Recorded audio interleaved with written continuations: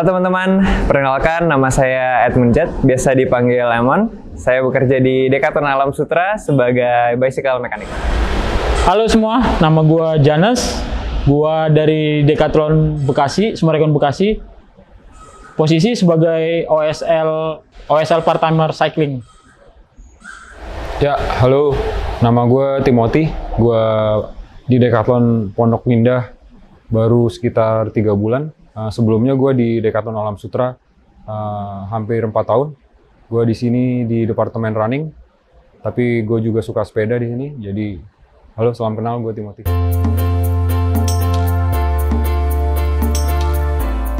Tahun ini tahun kedua saya ikut Bentang Jawa. Awalnya kira, wah bakal lebih nyaman, lebih nyantai nih karena udah pernah. Ternyata nggak, sama-sama aja, tetap gugup. Tapi masih sama excitementnya. Karena mungkin rutenya berubah juga. Tahun ini bakal sedikit lebih panjang. Elevasinya juga sedikit lebih tinggi. Rutenya ada beberapa yang dirubah. Jadi penasaran pengen ngeliat kayak gimana. Terlebih tahun ini bakal dinaikin ke daerah Bromo, Ranupani. Tanjakannya akan luar biasa, tapi biasanya dengan tanjakan-tanjakan yang gila tuh pemandangannya juga pasti mantap-mantap. Ikut Bentang Jawa tahun ini. Padahal dulu sebelumnya pas baru selesai yang tahun lalu udah pernah sampai bilang sih nggak bakal ikut lagi kalau rutenya sama. Tapi ya namanya jangki gitu lagi. Jatuh di lubang yang sama, kangen akan ketemu teman baru, terus ketemu pemandangan-pemandangan yang baru di sepanjang rute. Tahun ini yang pasti lebih excited karena pesertanya lebih banyak dan dari banyak berbagai kalangan ya. Kalau tahun lalu itu bener-bener mostly semuanya hampir pesepeda serius. Kalau tahun ini lebih skupnya itu lebih luas. Perasaannya ikut Bentang Jawa lagi tahun ini, wah sangat senang ya. Karena seperti tahun lalu tuh sebenarnya masih ada rasa takut campur aduk. Wah, bisa finish nggak ya? Bisa selamat nggak ini sampai ujung, sampai Banyuwangi? Karena perjalanannya lumayan jauh dan bukan 1-2 hari aja, hampir 7 hari.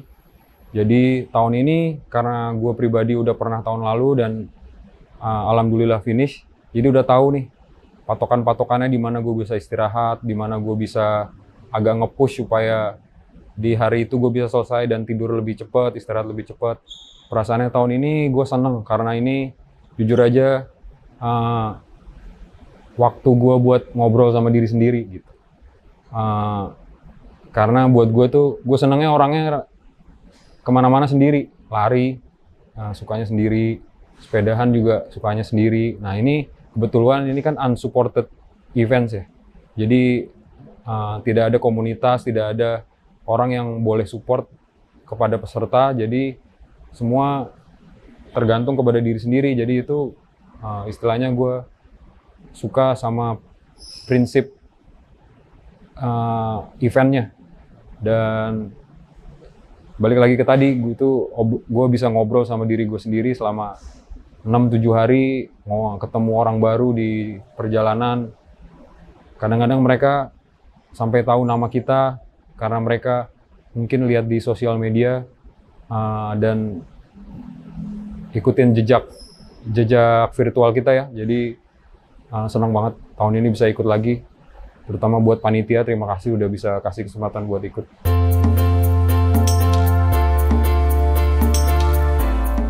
Tips and trick untuk bersepeda jauh. Saya sendiri bukan seorang yang super ngebut. Biasanya pace-nya mepet-mepet ke cut off time.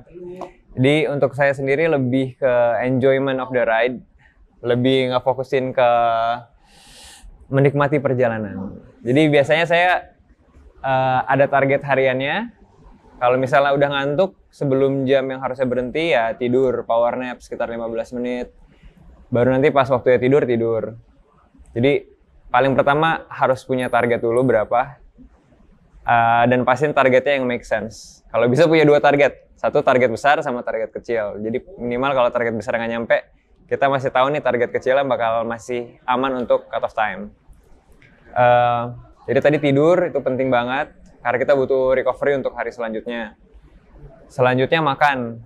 Makan ketika belum lapar. Kalau misalnya memungkinkan, sembari jalan makan aja terus. Makanya pentingnya punya feedback karena easy access untuk makanan-makanan. Jadi makan sebelum lapar, terus per jam terus masukin aja terus makanan kecil, buah-buahan, apapun itu. Karena untuk bersepeda mesinnya kan badan kita ya. Jadi kalau misalnya fuelnya kurang, apalagi kalau misalnya udah mulai bongking di mana kadar gula di darah udah menurun, namanya hypoglycemic, itu bakal susah lagi untuk naikin lagi ke titik di mana aman untuk goes. Jadi kadang-kadang kalau udah ngedrop banget, baru makan dikit pasti ngedrop lagi. Jadi pastiin kita nggak sampai serendah itu titik energinya. Maintain constant fueling lah gitu. Istirahat, makan, baru lanjutnya pasti ya belajar tentang sepedanya, minimal ganti ban sama nyambung rantai. Karena dua itu yang biasanya terjadi paling sering, ban of course. Jadi kalau misalnya kita udah nutrisi udah mantep, tidur udah mantep, latihan udah mantep, tapi nggak bisa perbaikin sepeda, ujung-ujungnya bakal hilang waktu atau bahkan terpaksa harus scratch atau did not finish ya, DNF. Jadi itu juga penting, mengerti sedikit tentang sepeda kita. Yang terakhir, belajar meminimalisir faktor-faktor X. Misalnya, malam hari tentunya kita pakai reflective vest. Lampu belakang harus nyala. Kalau bisa 2, boleh 2. Untuk hal-hal gini kan kita nggak pengen kejadian yang aneh-aneh ya. Jadi kita bisa minimalisir. Tentunya kita nggak bisa hindarin kalau kejadian. Cuman kita bisa minimalisir resikonya. Jadi being seen dengan segala macam yang terang, reflective vest itu penting. Kalau di siang hari tetap fokus, selalu jalannya di pinggir sebisanya. Jangan ugal-ugalan, taati rambu-rambu semuanya diikutin, jangan terobos-terobos sembarangan, hormati warga lokal gitu, standar lah. Jadi pentingnya kenapa faktor X itu dijaga banget, karena ya begitu kita keserempet motor, acara udah beres, langsung pasti kita harus pulang. Dan ya semoga nggak terjadi, cuman kita lakukan apa yang kita bisa untuk meminimalisir hal-hal tersebut. Dan udah itu aja. Tentunya latihan itu udah nggak usah harus dimasukin lagi ke list ini. Latihan itu udah pasti wajib lah. Sisanya yang tadi kadang-kadang butuh belajar sih untuk terlebih yang meminimalisir faktor X. Itu bahkan yang udah jago-jago pun kadang-kadang masih bisa kena. Jadi selalu harus fokus dan perhatikan hal-hal yang kecil karena kita main ultra endurance ini unsupported, jadi nggak ada for rider, nggak ada ya jalan yang ditutup, benar-benar main lawan-lawan bus malam, lawan tronton, truk. Jadi staying focused and being visible is sangat-sangat penting. Tips dan trik untuk bersepeda jarak jauh, simpelnya sebenarnya goes aja dulu sebisa yang lu bisa. Masalah nanti baliknya gimana atau gimana-gimananya itu nanti dipikir belakangan. Karena konsep gua bersepeda tuh kayak gitu. Jadi ya udah lu ride sejauh yang lu bisa, sisanya nanti baru tinggal menyesuaikan. Karena dari situ nanti dari setiap ride lu itu lu akan ketemu kayak semacam insight lah. Apa yang lu dapetin dari setiap ride lu itu akan menunjang untuk ride berikutnya. Nah, semakin lama ride lu akan semakin jauh. Yang kedua sih, untuk sepeda jarak jauh itu sih lebih ke mental sih.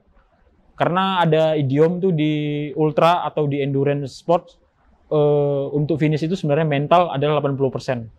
Sisanya itu gear sama fisik. Tips and trick untuk pesepeda jauh, sebenarnya gue nggak bisa ngomong banyak sih. Simple aja, bawa perlengkapan, apapun ya, sepeda, perlengkapan pribadi, itu sesuai dengan kebutuhan lo sendiri. Berbeda soalnya dengan lo melihat punya orang gitu. Lo bawa apa sih? Beda, butuhnya mereka dan butuhnya kita beda. Dan yang paling terutama selain latihan itu ikutin dan dengerin badan lo sendiri.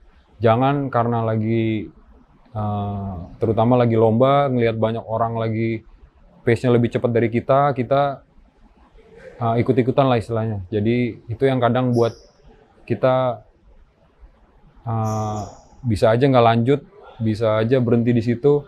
Padahal sih ini terutama untuk lomba yang di atas 2-3 hari ya. Yang paling utama itu lo konsisten, setiap hari lo jalan terus aja walaupun pelan, tidak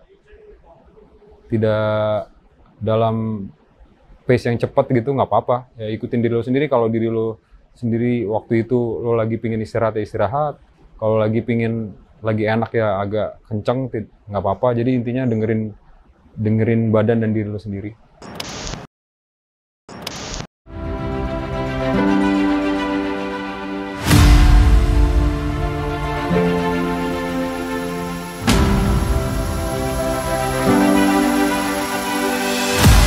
Decathlon Indonesia.